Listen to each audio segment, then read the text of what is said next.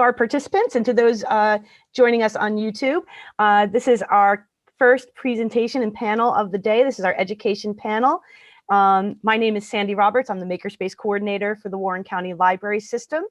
And we have with us today 3 really great computer science, physics, robotics educators from our area.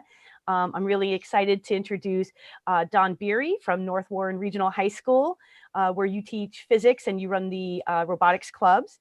Michele Vulcano from Warren County Technical School, where she is the computer programming teacher. And I know that you have some exciting news for that program as well. And Daryl Detrick, who is from Warren Hills and has been teaching computer science and computer programming there, as well as running the robotics team. I believe all of you run the robotics teams when they're operational, right?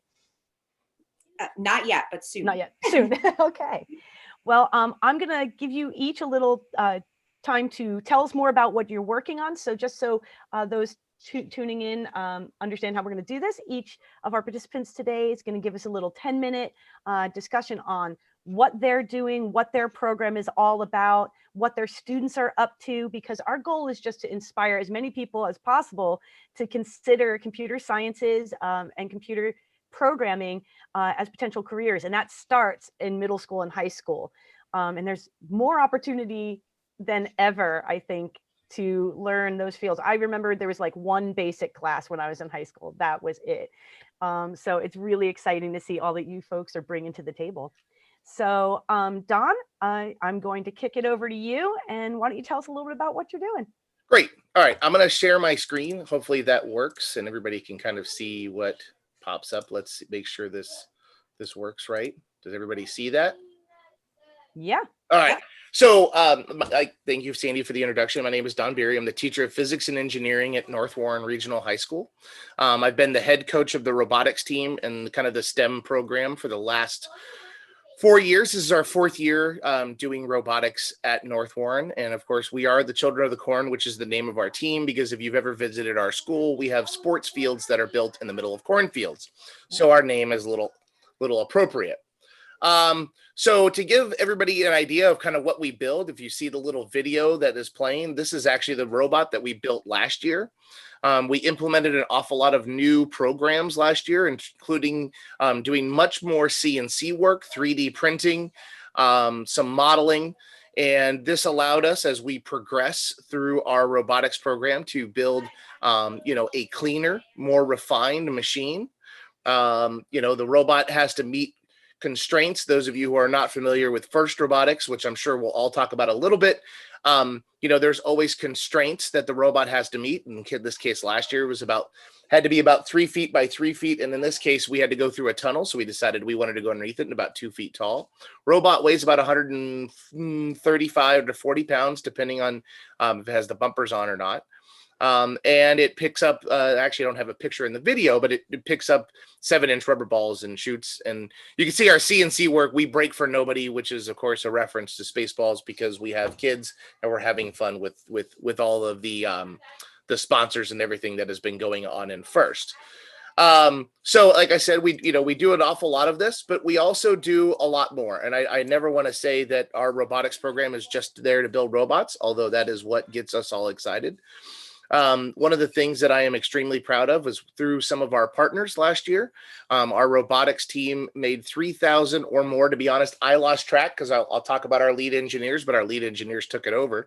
They made and sent out over 3,000 face shields and over 5,000 ear savers to medical facilities all over the tri-state area. And then we wound up reaching out into South Carolina, North Carolina, California, and Florida, just wherever it was needed. We did a big partnership also with the Veterans Authority, where we sent face shields for those actually our vets who were not comfortable wearing a mask. So we do a lot of things in our community. It's one of the big, parts of not just FIRST, but of course our robotics team. We're in a small rural area and we sure like to work together out here in Warren County. So FTC and FRC, these are the programs that we are involved in at North Warren. First Tech Challenge and First Robotics this year. Once again, sponsored by Star Wars. So that gets everybody excited, even gets me excited because I haven't met a robot person, whether they're into mechanical engineering or programming, that's not a hardcore Star Wars nerd. And so we get really excited about this. And of course, once again, this year, that is, the partnership between First and Lucasfilms. One of the things I have always found that's really important about our robotics team, and not all teams are like this, but a lot of them are, is that it is very student ran. So here is our team structure, and you'll notice that my name is not on here, nor is our assistant coach. I don't build robots. I don't ever build robots. Okay, my students build robots. I have a lot of students that build lots of robots, but I don't ever build them. And to me, that has always been one of the kind of defining characteristics of at least our robotics team, is it's completely student ran. This year, our heads of robotics are Jaden Menon and Oliver Reedmiller. They are in charge. Whatever they say goes. So all of the main decisions are all done by the people, the students that you see listed here. These are our heads of robotics. They're the heads of different engineering teams. So we have a mechanical team, an electrical team, a programming team, a business and marketing. We have a game theory team, and then we have a safety team. And these are the students that take care of all this. I don't do that. My assistant coach doesn't do this. Okay. It is all about the students. And that is something that we've always found is slightly different than some of the other robotics programs out there. But we pride ourselves in the fact that this is student led. And it's for the students. Okay. I'm there to make sure that nobody gets hurt. I'm there to answer questions if there's some technical difficulties that they can't figure out. But they're there to build robots and learn from that experience. We do classes throughout the year. We have an electrical class, mechanical class, material science, programming. These are not classes that like courses at the school. These are classes that are done through our STEM program. And it allows the students to gain the knowledge once they've come into our robotics team. There's an awful lot of knowledge that needs to be kind of imparted to all the new students that come into our program. So we hold these classes throughout the year to allow them to gain knowledge in a lot of cases in different areas that they're interested in.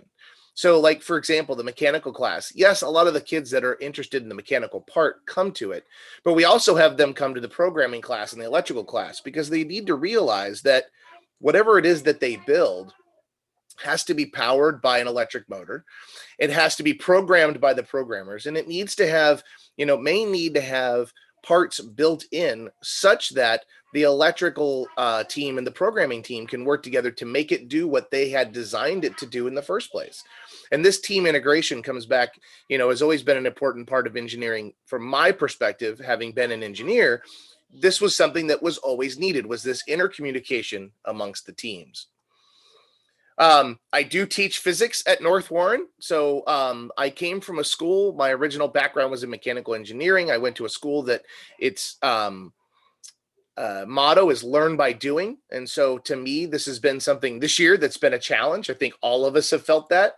PhET is a great thing for those educators out there, or even students that you want to see different things and be able to do labs that you normally would be able to do in my physics lab. But of course, this year has presented challenges in not being able to do them physically. I'm into hands-on. To me, learning is doing, and thus the learn by doing. And I still hold that as my motto coming in and being an educator. I think it's very important for the students to get hands-on applications to what it is that we're trying to teach them, whether it be computer programming, physics, mathematics, or engineering. In my engineering class, we cover quite a bit. We do mechanical engineering, material science, electrical engineering, nuclear power, programming, civil, automotive. That's always a big hit with a lot of my students. I did work as a mechanic for a while when I was going to school, so I have knowledge there that we can talk about engines. There are a couple engines in our lab, so we can work on them. We do a lot of programming, which of course my colleagues that will speak after me will talk much more about programming because that is their forte. Some civil engineering, and then we do environmental engineering, which has become really encompassing of all these in the last couple of decades. The other thing that in our engineering is we do CNC, we do 3D printing, CAD CAM. So CAD has been a huge part of not just my classes this year, but also my robotics program. We've been integrating through a program called Onshape, which is just a CAD program that happens to have, the ability to share your designs with other students. So that has been a helpful integration model, where, just like in Google Docs, which we seem to all be familiar with nowadays, they can just share their design with me. I can take that design, help them with it. We have CAD CAM recitation days where I sit online, they come on Zoom, and I help them with their designs. And then we do machining. One of the other things that it's a personal philosophy, is that I think that all these programs should be integrated. So my engineering class always helps out with other programs in the school, including the theater, art programs. So in my engineering class, we've built a drivable boat. We did Little Mermaid one year, and Ariel has to come out on a boat. So we made it drivable. We put controls in it so Ariel could sit nicely, and they couldn't see the controls, but she drove it out on stage. We made a splash zone so that when she came out of the water for the first time, audience members were splashed. We made underwater projections so it looked like you were underwater during part of the musical. Last year, we were looking at doing Beauty and the Beast, and we made a 3D hologram that was 3 feet by 5 feet that was going to appear and disappear. That was the rose, so you could see the rose lose its petals. Everybody's kind of familiar with that. And custom stained glass for the castle. In art, we make movable displays, and we make the displays for the art show. So this is something that I think also is important, at our program, is that we take our engineering program and we push it into the other programs, or I should say, we allow the other programs in the school to use our abilities and the things that we can make. If anybody ever has questions, I don't want to take too much time because, again, I want to leave time for my colleagues. My contact is dbeery@northwarren.org, or you can get a hold of us at team6945.com, which is the Children of the Corn website. I think it's really great that we're having these, this hackathon day, in light of everything that's going on, and that we're not stopping. STEM didn't magically stop just because COVID decided to stop us being in person. I think a lot of people think that because a lot of the hands-on, of course, was diminished, but we can still do things at home. And the other thing I didn't have a slide for, but if you take a look at North Warren's either Facebook page or their web page, the robotics team and STEM programs are putting on competitions in the month of December and January and February for community members. This is for kids K through 8 that can compete in STEM competitions, and you get prizes from the North Warren Robotics team. In this case, we're going to give out, memorabilia and shirts and uniforms and all stuff that kind of, represents Children of the Corn. But and it's all ran by and judged by our lead engineers. Again, I don't get involved other than, I'm the contact person as the adult if there's questions. That sounds really exciting. And I have to admit, because I live in Blairstown, I've taught a number of the kids that are on your team now when they were younger in the elementary school and the middle school. So it is amazing seeing the kinds of things that they're doing now. It's really, to see them at the library like 5 years ago, learning how to make a circuit, and now they're building these amazing robots and 3D printing PPE. That's a real testament to how far they're able to go with just a little bit of support and a little bit of opportunity. So thank you so much. Oh, thank you. All right, next up, Michele, tell us about all the amazing, exciting things you're doing for Warren County Technical School. And I'm gonna go ahead and share my screen as well. I didn't wanna overshadow anyone else.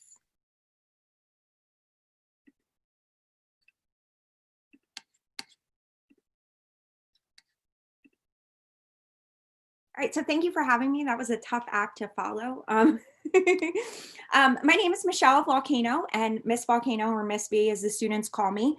I am at Warren County Technical High School. This is my second year there. I was in the county before at Belvedere teaching business and marketing for a long time, so 15 years in teaching. So that's a little bit about me. I have 15 years in teaching. My former certificate was business and education, and now I am computer science and technology. I'm also a Google Level 2 educator. I've been at Warren Tech for 2 years as an instructor of computer science and programming.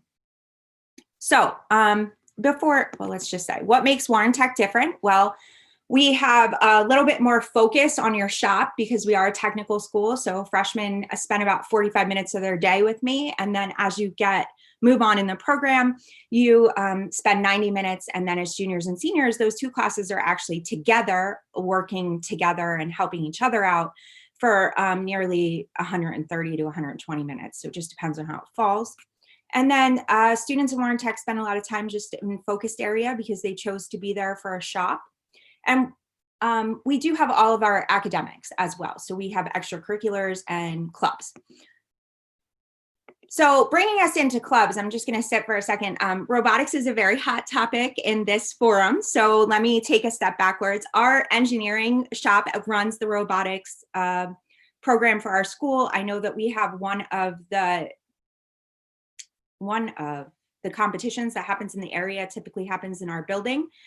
I had some of our senior programmers get involved last year to help with their robot. It was our goal to kind of merge those two programs together this year, and engineering work with the programming shop as well, especially the upperclassmen. So with COVID, that's kind of on a standstill right now. Not that we haven't decided to do any robotics, but with that teacher being new and just not knowing what's going on, I'm not sure how much of the push forward will be happening for that this year, but that is 100% of my professional goal is to merge our two classes together to really put a lot of what our first speaker was saying, how those different subjects are intertwining well together and the kids are working together. That is my goal. So my sophomores and freshmen will see that happen throughout the course of their program. So on to robotics there. I'm hoping to just take that to the next level with the other teacher as well. So if that's something you're interested in, look for some of those details coming more in the future. So what's really exciting about our shop is, and I actually haven't even told all of the students yet, I have a few joining me on screen right now in case you have any questions, but we just got approved for a 15 credit series through Warren County, which means that when students leave my program, if they start in a 4-year sequence, they will end up with with 15 credits when they leave. They'll also be offered the CompTIA cert. And there are various programming certificates through code.org that we also have open to them as well. So they do leave with some additional college credits and certifications behind them to just get rolling right away if they're looking to do that. Dual enrollment courses can be transferred through any community college, or if your college will accept those courses and the structure of how they're written. But these are the ones that we align with completely in the 4-year program that is now available at Warren Tech. So another thing that's really awesome about our shop is that because we spend so much time together, we also become a family. So the kids really rely on each other, even in this virtual crazy format. They have their own Discord set up. They have their own chats set up. They're constantly asking each other questions and relying on each other for problem solving skills. So that is very student focused as well, just like our first presenter said. I really believe that by trying and diving right in, that's how we learn the best in this world that we're in right now. And then we have a lot of real world preparation that goes on because we're a technical school, digital communication, resume writing, college exploration, career exploration. I'm working with a few of the juniors and seniors right now on looking at different colleges and just really spending a lot of time making sure that we're making the right decision moving forward, especially with the ever-changing programs of technology, like what's best in 5 years, or what should I put my effort into? We do spend some time talking about that. So my shop right now is considered programming with that computer science additive. So here are the things that you could expect to be learning in year 1, 2, 3, and 4 currently. Now, when we get to year 4, that really depends on the students. The students I have right now are very focused on cybersecurity. So that is what we are headed into in a more robust span than we did last year. And then they're also working in the virtual reality and mobile development, because those were the points that this particular class was looking to move into when they left. So that's what we're working on. So year 4 is kind of up in the air just based on the needs of the students in those years 3 and 4 programs. I'm happy to learn whatever it takes to make sure that the class keeps progressing in the way of the job market, the way of the technology field, and the way of the software field. So it's just a little kind of bullet point of what we're doing in each year. And then here's the physical space or the classroom right now. It looks a little dull because this is my first year in this classroom, but we moved to a much bigger space this year. So when we are ready to start working with other things like circuits and our robots, we will have be able to move the spaces out and have a lot more table room to set up. And then, you know, I have some student examples here if anyone's interested in looking at some of those. I also have, I believe, some students on with me right now if anyone has any questions about our program or just how a typical day looks for them. And if you're in search of any more information about our school or about any of the programs or courses I'm teaching, here is where you can get some additional information. And I just want to say this, some of computer science is the way of the world. So you don't have to be a superhero with a cape on. Learning to program gives you all kinds of power. It gives you problem-solving computational skills, just the fundamentals of the 21st century. And it's really easy to get started, even if you're at home and just want to start to tinker. There's a lot of websites that can get you started with hours of code or just some good resources to dive in there. Also, don't ever be afraid to reach out to your school system, your district, and just see what they have to offer, because if you have an interest, there is probably something at your school that will support you to continue to move forward in that field. And especially right now, I know moving on, we are going to need a lot of programmers, computer science, software engineers, and there's just so many jobs, we don't have enough students and young people to fill them. So what a wonderful career to get started in. So if you have any additional questions, I'm so more than happy to talk with you. And just thanks for having me. Here's my name, my contact information, and hoping we can get involved next year in next year's hackathon. Thank you. All right. Well, thank you so much for that. And I mean, full disclosure, my daughter attended Warren Tech. Actually in the engineering program. So she found that tech was just a really great option for her because of that shop experience. So it's great for, you know, I do recommend for a lot of parents if they have kids with ADD or kids that just really learn best through tactile and kinesthetic, you know, work. It's a great option. And I'm so thankful that we have that in our county. New Jersey has a lot of great technical schools. And I think that that's a wonderful, wonderful thing to be able to offer everybody. Thank you. All right. Next and last but not least, we have Daryl. And Daryl, you have many hats that you wear, not just teaching at Warren Hill, but I know that you've been working with New Jersey, setting standards for computer science across the state and really working to get computer science available to as many students as possible. So I'm excited to hear what you've been up to. Thank you, Sandy. Just want to make sure you can see my screen at this point. Yep, I think I can see it. Yep. All right. So first of all, I just want to start with saying how inspiring it is to hear other things happening in Warren County associated with STEM. You know, we don't hear about these things in the community, and I think it's great for parents to hear about this and the community to hear about this.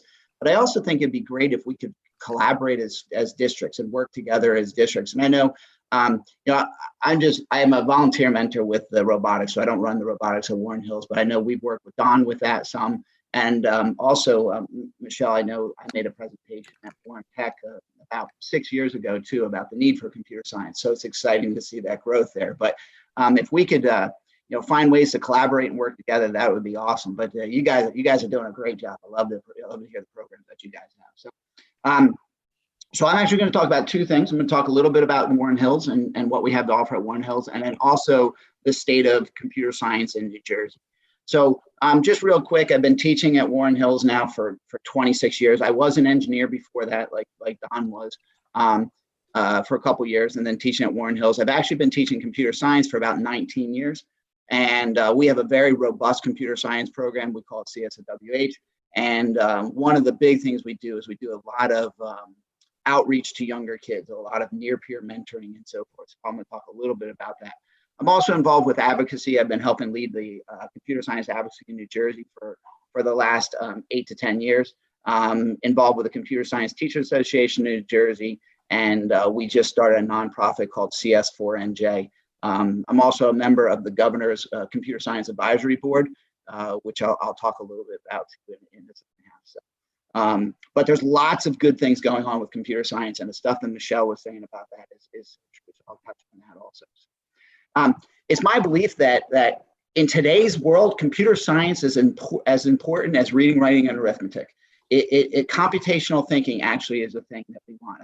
Not necessarily that every kid is a programmer, but every kid should learn to think computationally, meaning they understand how computers work and they understand how computers can be used to solve problems. So that is something that I think in today's world we need every student to know.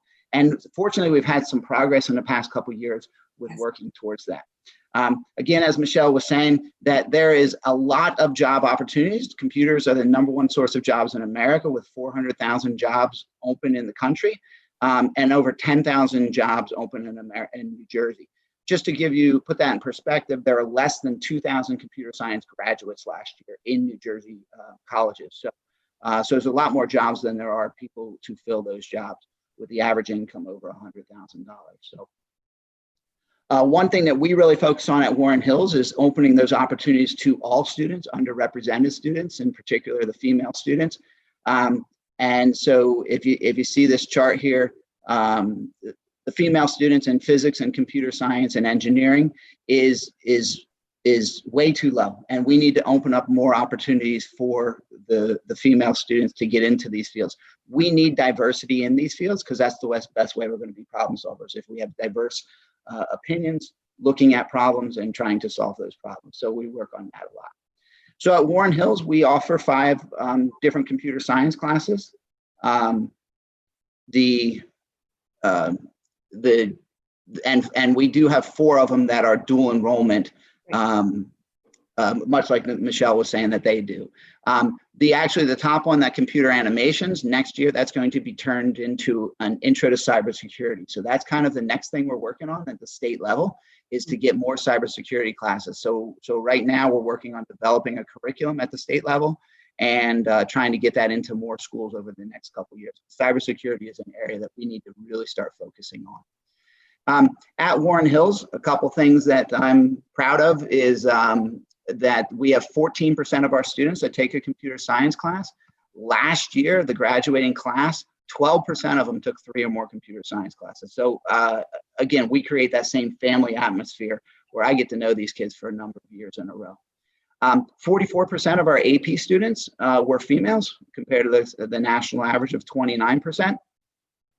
And our females have won lots of NC WIT awards, and also a participation in the Girls Go Cyber. We were one of the top in the state of New Jersey.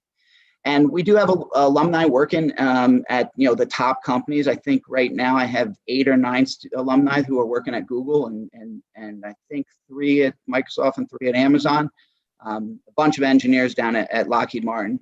Proudly say my daughter is an engineer for Boeing, so she does that. So she's heard my speeches so many times that she followed along and went in that same direction. So she's doing great down there.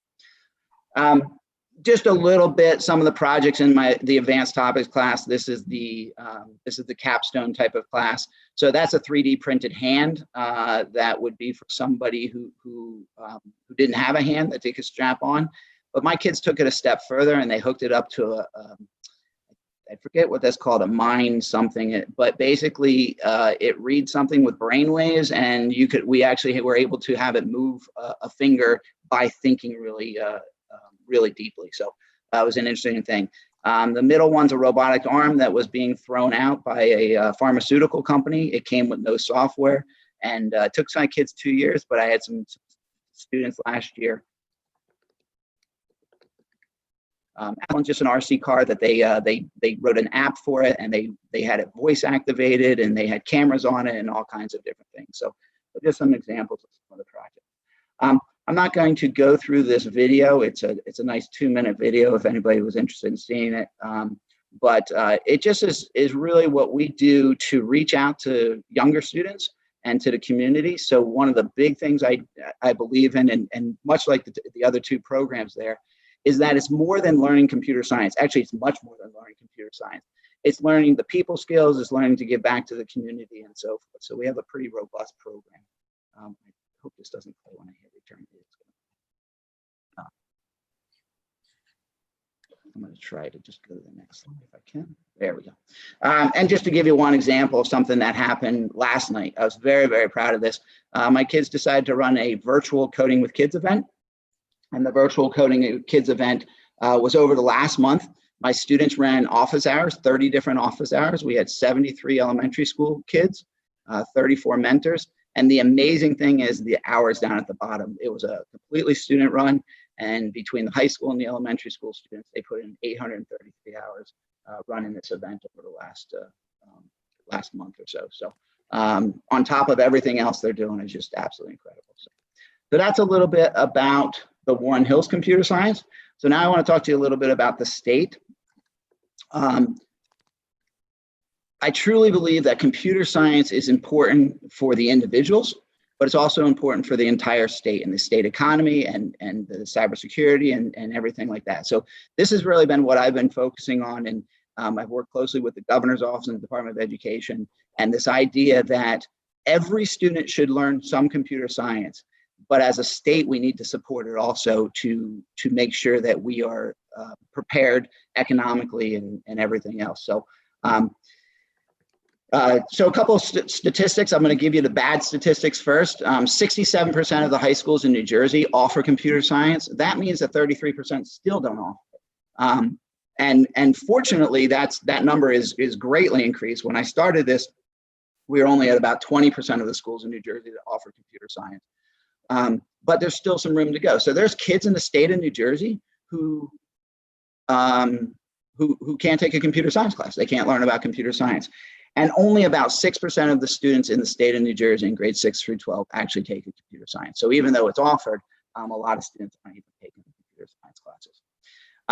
The percentage of AP exams, so underrepresented. So if you look at females, 30% of the AP exams are given to females, but 51% of the student population is females. Again, huge improvement. When I started working on this, and this is a national trend, but it was at 12%. So at least we're seeing some progress. And the Black and Hispanic students make up 44% of the student population in the state, but only 16% of the AP exams. So we need to make sure that we are representing and supporting all students. So here's some good news. I guess there's a combination of good news and bad news. I did an analysis last night of a 10-year comparison and where we've gone. So the number of students who are taking the AP computer science exam has increased 881% over the last decade, which is really exciting. The number of females you can see there, and the number of Black students and the number of Hispanic students is increasing. So that's really good news. It shows we're going in the right direction. But if you look at some of those things, right, we have almost 500,000 kids in the high schools in New Jersey, and we have less than 10,000 taking a computer science class, an AP computer science class. And you know, when you're looking at the minority students, it's even a smaller percentage of that. So work to do, going in the right direction, but we still have work to do. So this quote by Chris Stevenson really got me going in this direction, and the need to make sure that all students are studying computer science it really is a social justice issue. If we are not giving our students the opportunity to study computer science, that's just not fair, right? We need to make sure that every student has at least access to computer science. So that's one of the big things we've been working on the state level, is to make sure that we give access to everything. So I do have some good news coming up here with this whole thing. Governor Murphy has been a tremendous support in the CS for All movement. So in 2019, he put $2 million in the budget for computer science grants. So that went to 29 different schools. We personally felt that we wanted to adjust that and have more professional development, because we believe that we needed to help teachers. One of the things here is that there's very few teachers who understand computer science. And if you do understand computer science, you're probably not going into teaching, right? For the most part, they're going into fields where they're going to make more money. So we need to figure out how to take good teachers and make them computer science teachers, much like Michele just said she did, going from business to computer science. We had another $2 million in this year's budget, but unfortunately it got COVID canceled. But we're really excited that Governor just announced $800,000 to create computer science teaching hubs. So there's going to be teaching hubs for computer science at 3 universities. The grants are not due yet, but it should be announced in February where those universities are, and we'll work on that. That'll be a 2-year project for us. And also the governor created the Computer Science Advisory Board for the Department of Education. And through that, that's the board that I'm on. And through that, we created the Computer Science Action Plan. So I'm not going to go into too much about this, but the Computer Science Action Plan was released 1 year ago.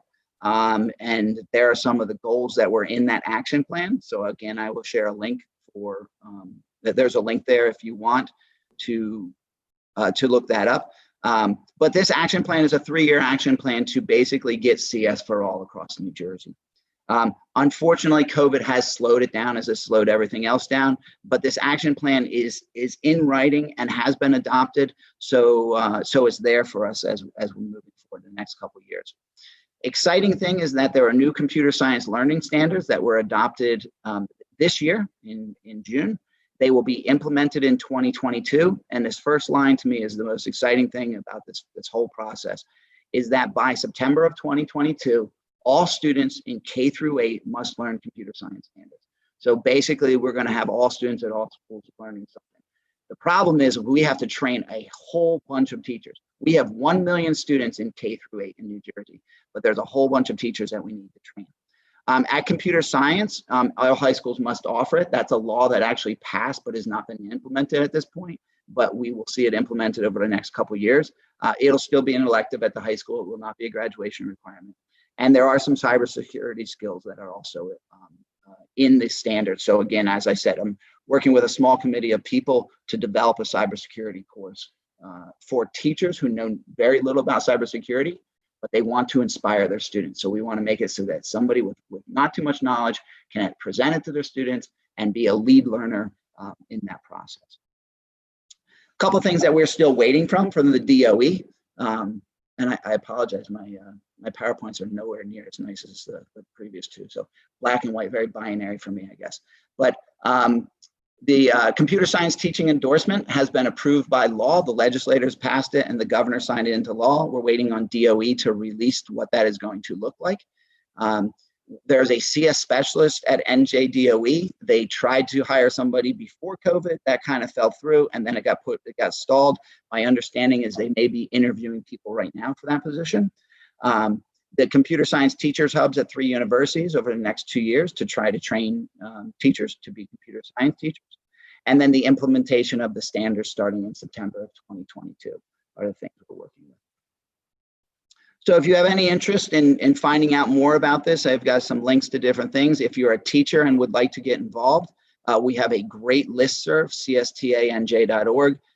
In there, you can find where the listserv is, and we share information. So we have 400 something members on there to share information. We just started a nonprofit called CS4NJ to support the governor's action plan. And then code.org has some great statistics and also a great place to learn about computer science. And then you can read about the governor's action plan and the standards at the NJDOE website. So I'm not sure that I stayed in my 10 minutes or not. I don't think so. But if you do have additional questions or anything like that, either about computer science at Warren Hills, or also just about computer science at the state level and getting involved with it, feel free to email me. So I think that's all I have. All right. Well, thank you so much, Daryl. It's really inspiring to hear the emphasis being put on computer science. I remember being, 11 or 12 and getting to take my first basic class, and it just opened up a whole world of creativity for me personally. And yeah, I don't think I would have gone into the field. I certainly never would have studied computational chemistry or things like that later on if I hadn't had that early exposure to make me feel really comfortable with computers and with a coding environment. So I think that just that early exposure, the earlier the better, is great. And it's funny because I actually left a private middle school where every kid got a year of coding as part of their curriculum. I was very lucky to get to teach that. But part of the reason I went to the Warren County Libraries because I'm hoping to address some of our equity issues and be able to offer that to more. And we definitely have to continue the conversation of how we can maybe use the library and leverage its resources to train more teachers and to get more folks in. Because I think it's hard, because I know we all kind of have our own bubbles where we're working. And I think I forget who said, but we really do need to find ways to connect more and try and share resources. It's hard right now because I know we're all a little maxed out, but. You're doing it right now, Sandy, so we appreciate that. But Sandy, you brought up one great point there when you said you did computational chemistry.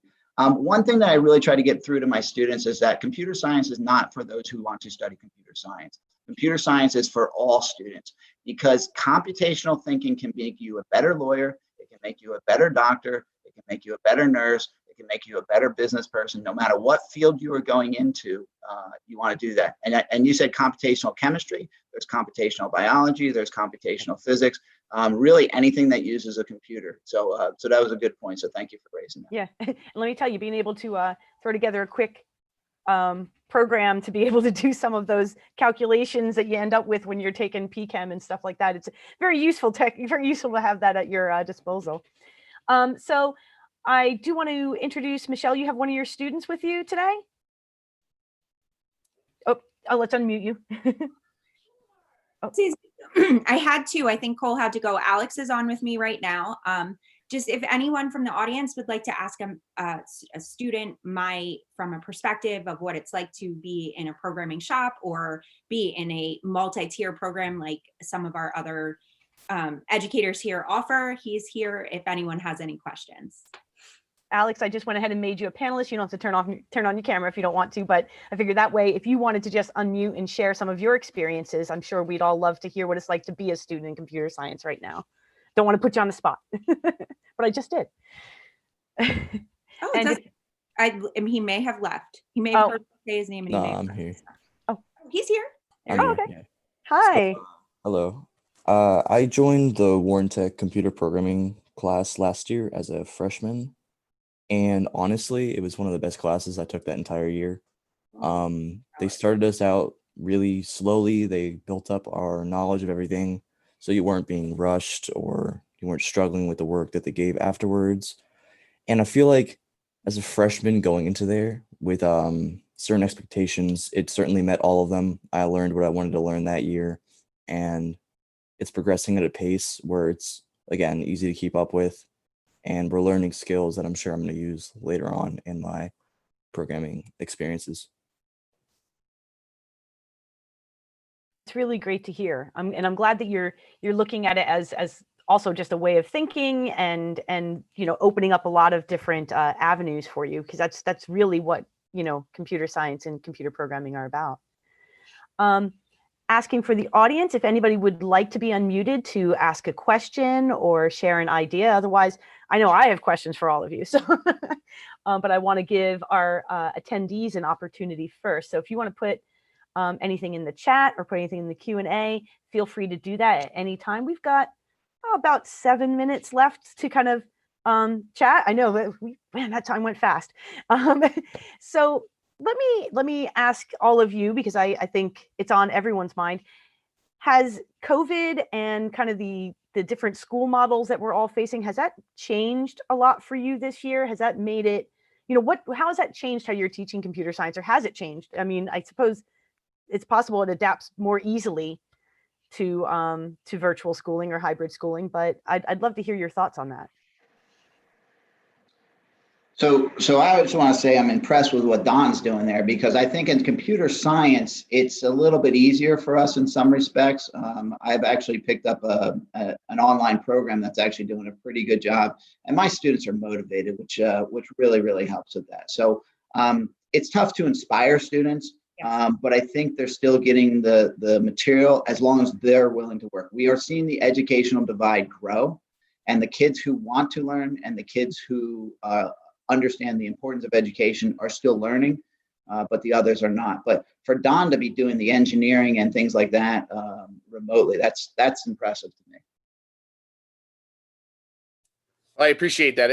It's been a challenge, but I mean, I think it's the exact same thought. And I know that, having worked with Daryl and some first Lego stuff in the last couple of years, it has been very important to just, like you said, that divide from the student who really wants to be involved to the student who, sometimes needs that motivation. The biggest thing for me is not teaching necessarily the material, because that really hasn't changed. I think it's how I have to teach it. Of course, teaching physics and engineering is normally a hands-on process, and that's a little hard to do. But I've had them, make some of their labs at home. So when it comes, time to do some of the labs that we've done in school, I've taken time to, figure out a way. I go into my kitchen. It's like, okay, what does everybody have that that we can make? We did a centripetal motion lab, and we made it out of, everybody had a straw and dental floss and a quarter, because we needed something with a known mass. And so just finding ways to get students involved without taking away, from those that have and those that don't. I also teach one section of forensics, and in forensics, we've made our own home lab kit out of things that we've had lying around: powdered sugar, tape, plastic bags as our collection kit. And we've made our own collection kit. And just yesterday, they did a lab on collecting fibers around their house. And I got a great response from one student. He said, I went onto my couch and collected fibers, and all I got was 7,000 dog hairs. So if anything, we're cleaning everybody's house. But yeah, it's been an exciting, you know what, to be honest, it's made it almost more challenging, of course, for me, but at the same time, I think the students, they, even the ones that aren't normally engaged, find this kind of fun, because they can do it at home on their own pace.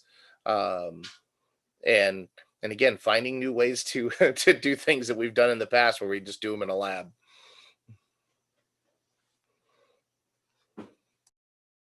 So we really haven't seen much of a difference for upperclassmen. I have them going into breakout rooms to help each other when they're struggling, instead of me being the first resource for that.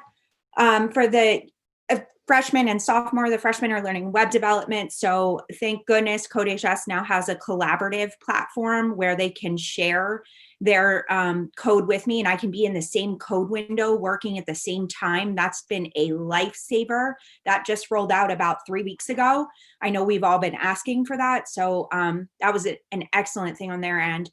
And then I'm trying to tackle smaller projects so we get the fundamentals we need before coming back into the classroom to do the larger projects where we can be more hands-on and work together. So that's my goal right now. I'm hoping we're out of this very soon, as many teachers are. So I'm just trying to get through till maybe February, and hoping there's like light at the end of the tunnel so we can work together more and get back to those gallery walks and show offs and, hey, I did this and it worked. And what did you do? No, I used this for loop instead of this rotation or this access. So not too much has changed for programming. I know a lot of academic teachers are struggling, but most of our stuff was online.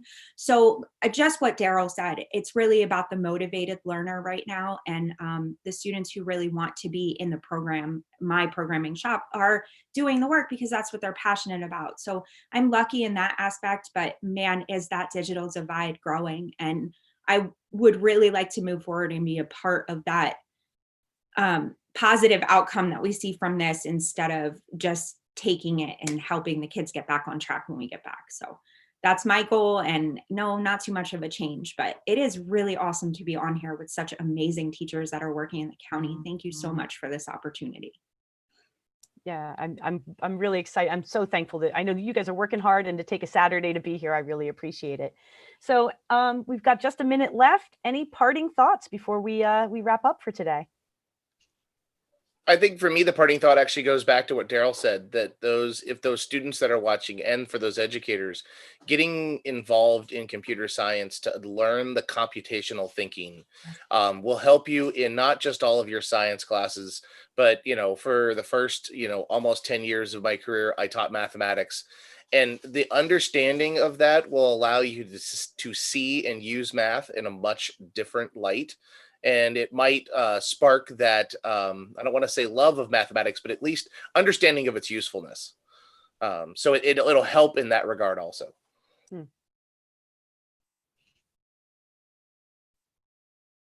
And just to piggyback on that, computational thinking is an amazing skill for every student out there. Whether you are going into business, like Daryl said, it was not an easy transition for me to switch from being a business teacher to a computer science teacher, but my passion for the field is so much bigger than it ever was in business. So the confidence that it gave me, not only in my adult life, was just something I don't think that I could have gotten from anywhere else. So if our students are willing to take that chance to just try it out for 1 year, 1 semester, I think the outcome of that will be extremely positive for anyone who decides to give it a try. So for the people working behind those front lines, like Daryl, trying to get all of these changes made for our New Jersey students, we are just so grateful as a state for that, because the standards are amazing, and the doors that are opening because of the group of educators he's working with are just making things happen for all of us teachers like me switching into the field, and who are so passionate about teaching and just getting those students and reeling them in. So I cannot be more thankful for what his team is doing, what the state team is doing, and how we are moving forward with CS for All in New Jersey. Yeah, I got goosebumps. Thanks, Michelle. That you are exactly the type of person that we've been working to get. We want good teachers to become computer science teachers, and really what it's about is opening doors of opportunity. But as you're speaking there, like I've been thinking about that in a student perspective, we are opening doors of opportunity for students to go in so many different directions. My students leave college and they're all offered jobs, and numerous jobs, and doing well. But it's also opening doors of opportunity for educators. So if you're an educator out there who's thinking, you know, I need to try something different, I want to learn something different, this is the time to do it. Over the next couple of years, whether you're in K-8, where it's going to be a requirement, or whether you're in high school where it's growing like crazy, this is the opportunity to get involved with that. So if you do have questions, I can connect you with some professional development. I can help you figure out how you get it started in your school. But in the next couple of years, you know, we're going to see a lot of growth going across the state. And also the cybersecurity thing. I know nothing about cybersecurity, but I'm teaching it next year. So I got a lot of learning to do in the next couple of months. So if anybody has any interest in that, but it's really about opening doors of opportunity. And I just hope that as a county, we can learn to collaborate a little bit more and do some more stuff, because you guys got some great stuff going on. So Sandy, thank you so much for hosting this. This was really pretty cool. And even if nobody else listened, I really enjoyed it, just talking to the rest of you guys. So this is awesome. So thank you, Sandy. Now, we definitely have folks listening on YouTube, and we have folks here. So thank you, everybody, for all your time. And I just want to encourage everyone, you know, learning doesn't stop when you graduate high school or graduate college. You can come back to coding and come back to computer science at any time in your life. I will speak to that as a person working in the public space. I have taught grandmothers Scratch so that they can work with their kids on, you know, their grandkids on their school projects. So it's something that anyone can pick up. It truly is a kind of an organic, authentic skill. It's like learning anything else. And I think people get put off by it. It feels like it's very techy, but it's not. And it's so important, I think, for the way that our world works now. So thank you, everybody, for being part of this. I really appreciate it. Folks that are here as attendees, we're going to be switching out for our next panel. Our next discussion is careers in STEM. We have 4 local, really amazing people working in STEM fields. So you can feel free to stick around. I'm going to switch us on YouTube to our little screen show, and we'll go from there.